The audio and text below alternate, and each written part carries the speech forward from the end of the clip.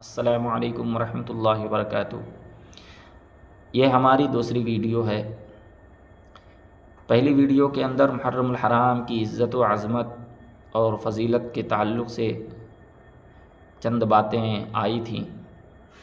آج کی ویڈیو میں جو ہم بات کرنے والے ہیں وہ بھی محرم الحرام کی خرافات کے تعلق سے ہے، اور اس خرافات کا نام ہے ڈھول باجا تاشا ناچنا گانا۔ اسی کے اوپر آج ہماری گفتگو ہوگی، مختصر گفتگو ہوگی۔ محرم الحرام کا مہینہ عجیب و غریب ہے۔ یہ ڈھول تاشے بجانے والے نہ جانے کہاں سے محرم کے اندر نکل آتے ہیں، اور محرم کی 10ویں تاریخ یوم عاشوراء ختم ہوتی نہ جانے یہ لوگ کہاں چلے جاتے ہیں۔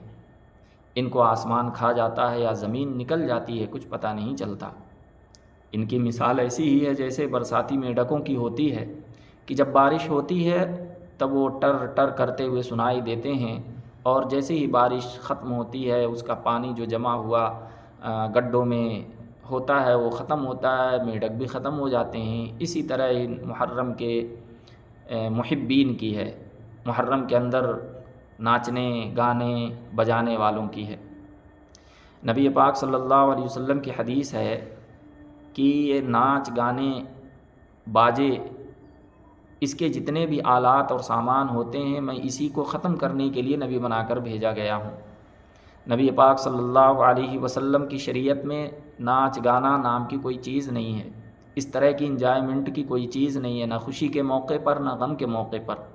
یہاں تو نبی پاک صلی اللہ علیہ وسلم کے لاڈلے نواسے لخت جگر حضرت حسین رضی اللہ تعالیٰ عنہ کے نسبت سے، ان کے تعلق سے یہ تمام خرافات انجام دی جا رہی ہیں۔ اور بات یہ بھی دیکھنے میں آئی ہے کہ بھائی محرم الحرام کے اندر اگر گانا بجانا مان بھی لیا جائے تو یہ کس قوم کا تیوہار ہے؟ مسلمانوں کا تیوہار مانا جائے، اگر مان لیا جائے تو مانا جائے گا۔ لیکن میں یہاں جس علاقے میں ہوں وہاں پر یہ دیکھنے میں آ رہا ہندو لوگ بجا رہے ہیں۔ بھلا بھائی ان کا حضرت حسین رضی اللہ تعالیٰ عنہ سے کیا تعلق؟ ان کا دین اسلام سے کیا تعلق؟ ان کا محرم الحرام کے مہینے سے کیا تعلق؟ ان کا یوم عاشوراء سے کیا تعلق؟ ان کا کربلا کی جو ہے اہم واقعہ سے کیا تعلق؟ کچھ بھی تعلق نہیں، بس ان کو کرائے پر لائیں وہ بجا رہے ہیں۔ اور جو بجا رہا ہے وہ بھی غلط کر رہا، جو بجانے میں دیکھ رہا ہے، بجانا دیکھ رہا ہے، ناچنا دیکھ رہا ہے، وہ بھی غلط۔ اب آج کی بات یہ ہے، فجر کی نماز ہو رہی تھی، نماز شروع ہوئی، وہاں پر ان کا گانا بجانا شروع ہو گیا۔ فجر کے اندر اٹھ گئے، یہ مجھے تعجب ہو رہا ہے کیونکہ سال بھر یہاں پر رہتا ہوں، فجر کی نماز کے اندر ایک بندہ بھی جو ڈھول بجانے والا ہے، جو تاشا بجانے والا ہے، جو یہ خرافات جو لوگ ان خرافات کے اندر شریک ہوتے ہیں، ایک بھی بندہ مسجد کے اندر نظر نہیں آتا۔ 10 بجے ان کی نیند روزانہ کھلتی، اور جب سے محرم شروع ہوا ہے تقریباً فجر کے وقت میں یہ نیند سے بیدار بھی ہوتے ہیں اور ڈھول تاشے بھی بجا رہے ہیں۔ نبی پاک صلی اللہ علیہ وسلم تو فرما رہے ہیں میں اسی چیز کو ختم کرنے کے لیے نبی بنا کر بھیجا گیا ہوں، یہی انہی خرافات سے روکنے کے لیے نبی بنا کر بھیجا گیا ہوں۔ ہم اور آپ آج سننے کے لیے تیار نہیں، ہمارے لوگ سننے کے لیے تیار نہیں۔ کسی کو نصیحت کر دی جائے الٹا دشمنی کرنے پر آ جاتا ہے، گالی گلوچ کرنے پر آ جاتا ہے، پیٹھ پیچھے سے جو ہے تکلیفیں پہنچانے کی کوشش کرتا ہے، اور جو ہے سازشیں کرنے کی کوشش کرتا ہے کہ اس نے ہماری خرافات کے تعلق سے کیوں بات کی، اس نے منکر پر نکیر لگانے کی کیوں کوشش کی، یا ہمارے ڈھول باجے کے پیچھے کیوں پڑا ہوا ہے۔ اس طرح کی جو ہے باتیں جو ہے ہم کو پیش آ رہی ہیں، اور منع کرنے والوں کو پیش آ رہی ہیں، روکنے والوں کو پیش آ رہی ہیں۔ آپ سوچئے ہماری غیرت کہاں مر گئی ہے؟ جو محرم کا دن جو ہوتا ہے آپ دیکھیے کیا کیا خرافات اس کے اندر ہوتی ہیں۔ ڈھول تاشا بجانے والے بجا رہے ہیں، حضرت حسین رضی اللہ تعالیٰ عنہ کا پتلا نعوذ باللہ بنایا جاتا ہے، لے کر کے جا رہے ہیں، ڈھول بجا رہے ہیں، ساتھ میں مرد چل رہے ہیں، ساتھ میں عورتیں چل رہی، عورتوں کی جو ہے سینے دکھ رہے ہیں، پیڑ دکھ رہے ہیں، دوپٹہ سر کے اوپر نہیں ہے، عجیب و غریب انداز میں میک اپ کر کے چل رہے ہیں، کبھی جسم جو ہے کسی سے ٹچ ہو رہا، کبھی کسی سے ٹچ ہو رہا ہے۔ یہ ہمارے محلے کے اندر چلتے ہوئے یہ تمام باتیں ہو رہی، یہ نہیں کہ کسی میدان میں ہیں، تنہائی کے اندر ہیں، وہاں صرف خرافات کرنے والے جمع، ایسا نہیں، محلے کے اندر چلتے ہوئے یہ تمام خرافات ہماری نظروں کے سامنے گزر رہے ہوتے ہیں، کسی کے اندر اتنی غیرت اور شرم اب نہیں باقی بچی ہے کہ وہ جو ہے ان کو روک لے اور ان کو سمجھا لے۔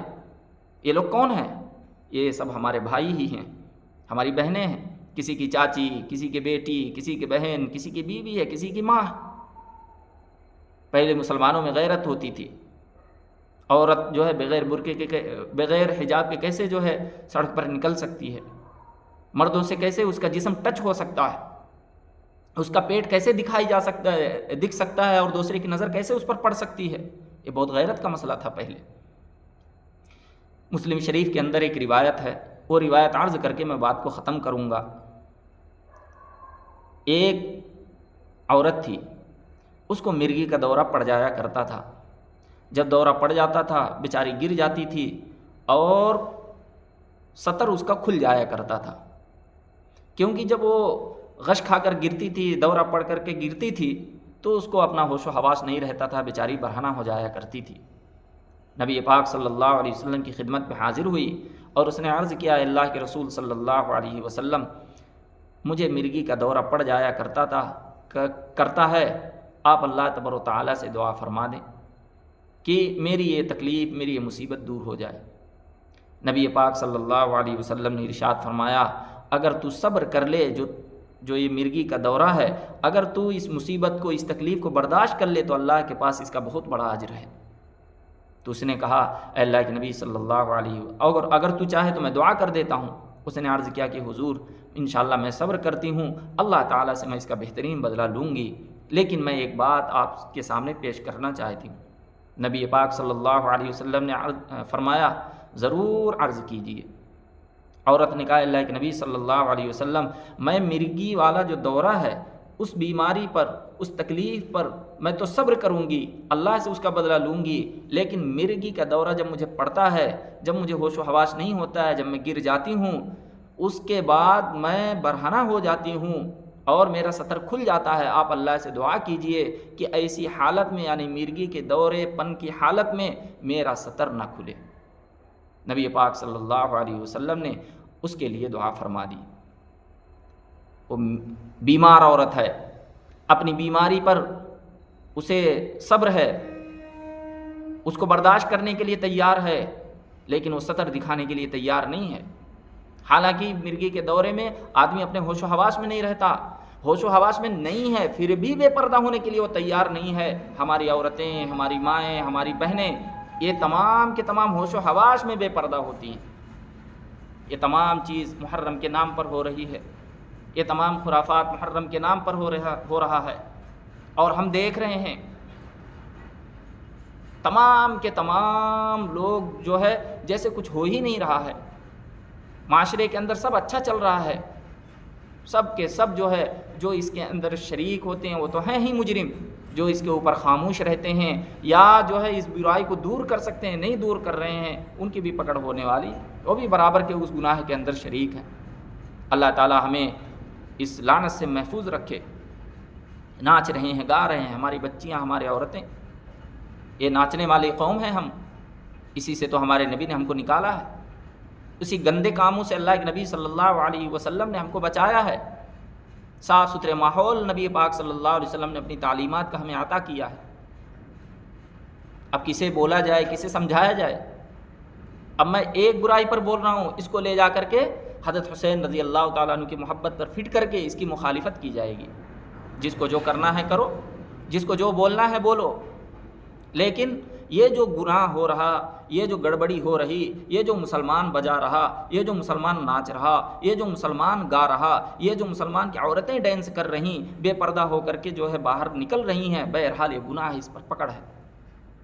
میں اس لیے بول رہا ہوں کہ میں اپنی ذمہ داری ادا کر رہا ہوں، ہر کوئی اپنی ذمہ داری ادا کرے جہاں تک اللہ تعالیٰ نے اسے طاقت قوت عطا فرمائی۔